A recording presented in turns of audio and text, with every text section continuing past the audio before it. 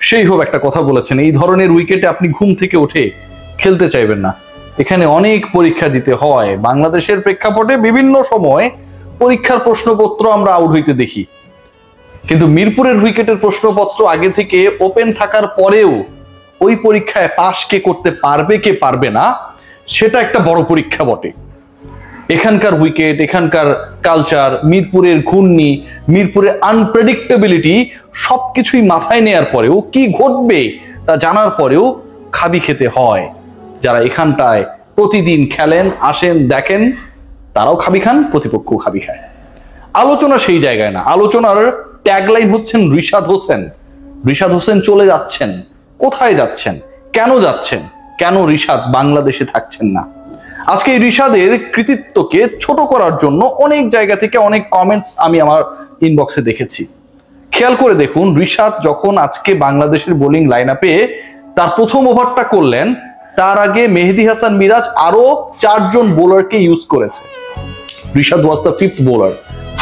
রিশাদ অ্যাটাকে আসার আগে বাংলাদেশের স্পিন ডিপার্টমেন্ট কাজ করেছে, উইন্ডিজ ব্যাটিং এর এগেইনস্টে মুস্তাফিজরা কাজ করেছেন, কিন্তু বাংলাদেশ দল হিসেবে বোলিং ইনিংসে সফলতা পায় নাই। রিশাদ আসার পরে 51 রান যখন প্রথম উইকেট পার্টনারশিপে 50 পেরোলো যখন উইন্ডিজ, তার পরবর্তী সময় থেকে রিশাদের প্রথম 5টা 1 2 3 4 5 92 মধ্যে তার ঝুলিতে। 92 রানের মধ্যে ওয়েস্ট ইন্ডিজের 5 উইকেট নেই, সব কটাই নিয়েছেন রিশাদ হোসেন। 41 রানের যে গ্যাপ, 92 মাইনাস 51 41, এই 41 রানের মধ্যে রিশাদের 5 উইকেট নেয়া পুরো ম্যাচের চিত্রনাট্য ফুটিয়ে দিয়েছে। খেয়াল করে দেখুন যে রিশাদকে নিয়ে তো আলোচনা হচ্ছে, অনেকেই বলছেন মিরপুরের ব্ল্যাক ম্যাজিক রিশাদকে হেল্প করেছে। নো ডাউট স্পিনিং ট্র্যাকেই তো স্পিনাররা ভালো করবেন। এখানটায় ব্রেটলি এসে, শোয়েব আক্তার এসে, কিংবা বাংলাদেশের তাসকিন আহমেদ এসে অনেক ফাটিয়ে বল করবেন, আনএক্সপেক্টেড। যখন আপনি স্পিনিং ট্র্যাকে খেলবেন তখন স্পিনাররাই ভালো খেলবেন, ভালো করবেন, উইকেট পাবেন, ডমিনেট করবেন, এটাই তো স্বাভাবিক। সেই ঘটনাটা যখন ঘটছে তখন আপনার দলে আরো রিশাদ ছাড়াও 3 জন স্পিনার ছিলেন। মেহেদী হাসান মিরাজ কিপ্টে বোলিং করেছেন, উইকেট পাবার ক্ষেত্রে রিশাদের ধারে কাছে নেই। তানভীর ইসলাম মার খেয়েছেন, সাইফ হাসান বল করেছেন, 3 ওভার 7 রান দিয়েছেন। কিন্তু রিশাদ যে কাজটা করেছেন, প্রথম 5টা উইকেট নিয়েছেন। রিশাদ যে কাজটা করেছেন বাংলাদেশের প্রথম স্পিনার হিসেবে, এখন পর্যন্ত একমাত্র স্পিনার হিসেবে 6 উইকেট নেওয়ার কৃতিত্ব অর্জন করেছেন, যে কৃতিত্ব সাকিব আল হাসানেরও নেই। তার ক্যারিয়ারে, ওয়ানডে ক্যারিয়ারে 6 উইকেট সাকিব কখনোই পান নাই, তাইজুল ইসলামরা কখনোই পান নাই। যে কজন 6 উইকেট পেয়েছে, যে 3 জন 6 উইকেট পেয়েছিল, মাশরাফি বিন মুর্তজা বেস্ট ফিগারের টপে, রুবেল হোসেন সেকেন্ড বেস্ট নিয়ে সেকেন্ড অবস্থানে রয়েছেন, এবং মুস্তাফিজুর রহমান, তারপরের নামটা রিশাদ হোসেন। বাংলাদেশের হয়ে এই কৃতিত্ব, এই কাজ, এই সাফল্য পাবেন একজন লেগ স্পিনার কেউ কখনো ভেবেছিল? ভাবে নাই। উইকেট সবসময় এই ছেলেটাকে হেল্প না করলেও আলটিমেটলি তিনি গত 6 ম্যাচের টি20 আর ওয়ানডের পরিসংখ্যান যদি বিবেচনা করি, সব ক্ষেত্রে তিনি কনসিস্টেন্ট ছিলেন। সবশেষ 6 ওয়ানডেতে রিশাদের উইকেট সংখ্যা 13টা, সবশেষ 6 টি20তে রিশাদের উইকেট সংখ্যাও 13টা। এই যে 13-13-26, 12 ম্যাচে 26টা উইকেট তার ঝুলিতে, এই 6টা মাইনাস করে দিলেও গত 10 ম্যাচে তো 20 উইকেট তিনি নিয়েছেন। কৃতিত্বকে কি চাইলেও ছোট করা যায়, খাটো করা যায়? যায় না ভাই। এই রিশাদ বাংলাদেশের হয়ে খেলবেন না। বাংলাদেশের হয়ে বললে কিছুটা ভুল হবে। বাংলাদেশের ফ্ল্যাগশিপ প্রোগ্রাম বিপিএল এ আমরা রিশাদকে পাচ্ছি না। ইন্টারেস্টিং পার্ট কি জানেন?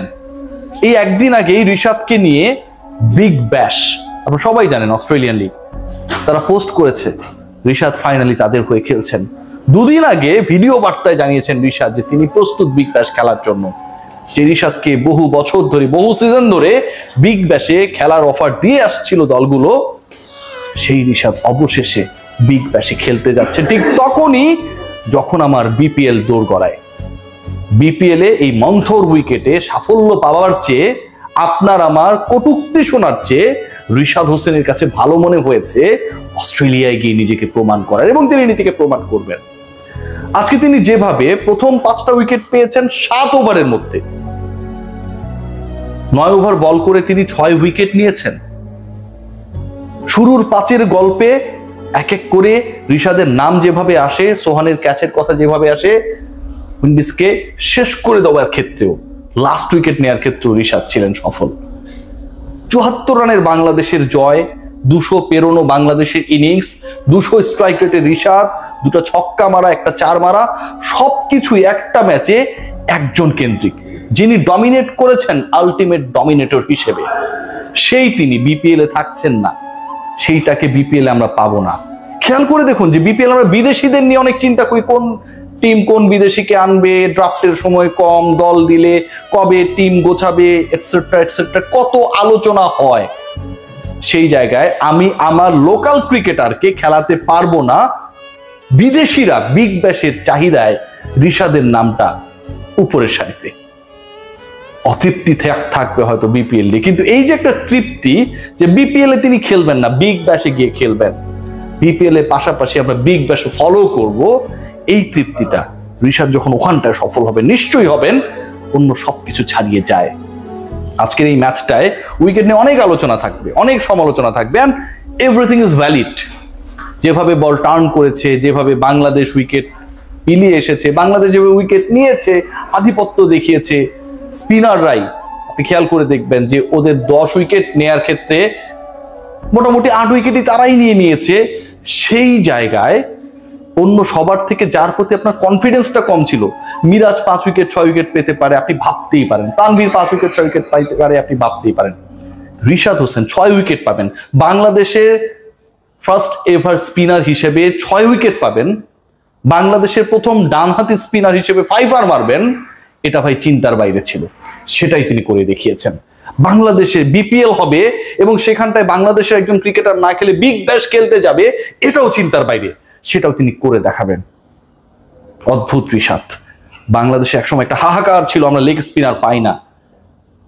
একটা সময় আমরা রাশিদ খানদের নিয়ে আমরা আলোচনা করতাম, বিভিন্ন দেশের কোন দেশের লেগ স্পিনারকে চার্ট নিয়ে আলোচনা করতাম। এখন বাংলাদেশে ওয়ানডে এবং টি20, ওই যে বললাম যে 12 ম্যাচের পরিসংখ্যানে 26 উইকেট নিয়েছেন, এই 6টা মাইনাস করে দিলে গত 11 কিংবা 10 ম্যাচে তার উইকেট সংখ্যা 20টা, সেটা 50 ওভারি ফরম্যাট এবং 20 ওভারি ফরম্যাট মিলিয়ে, সেটা কোনোভাবেই একজন ক্রিকেটারের কৃতিত্বের জায়গাকে ছোট করে না। আজকের ম্যাচটা আমার কাছে মনে হয় যে আপনি যদি এভাবে চিন্তা করেন যে স্পিনিং ট্র্যাকে স্পিনাররাই সফল হবে, এবং সেই সফল হবার ক্ষেত্রে মেহেদী হাসান মিরাজ, তানভীর কিংবা সাইফ অনলাইন রিশাদ হয়েছেন। প্রতিপক্ষকে ঘায়েল করার জন্য আপনার স্পিনকেই কাজে লাগাতে হবে। প্রথম 5টা উইকেট রিশাদ নিয়েছেন, প্রথম স্পিনার হিসেবে বাংলাদেশের ডানহাতি স্পিনার হিসেবে 5 পেয়েছেন, বাংলাদেশের ইতিহাসে প্রথম স্পিনার হিসেবে ওয়ানডেতে 6 উইকেট পেয়েছেন। সবকিছুই তিনি করেছেন। Definitely Bangladesh premier league, BPL পরবর্তী আসর রিশাদকে মিস করবে। Bangladesh cricket board already NOC দিয়ে দিয়েছে, রিশাদকে আপনার ধরে রাখার কোনো সুযোগ নেই। আমি এক্সপেক্ট করব যে বিগ ব্যাশে গিয়ে রিশাদ যেন আমাদের আফসোস পারান। উইকেটের ফায়দা নিয়ে তিনি সফল হয়েছেন, এই আলোচনা আমরা যারা করি তাদের জন্য আফসোসটা আরো একটুখানি বেড়ে যায়। সবাই ভালো থাকবেন।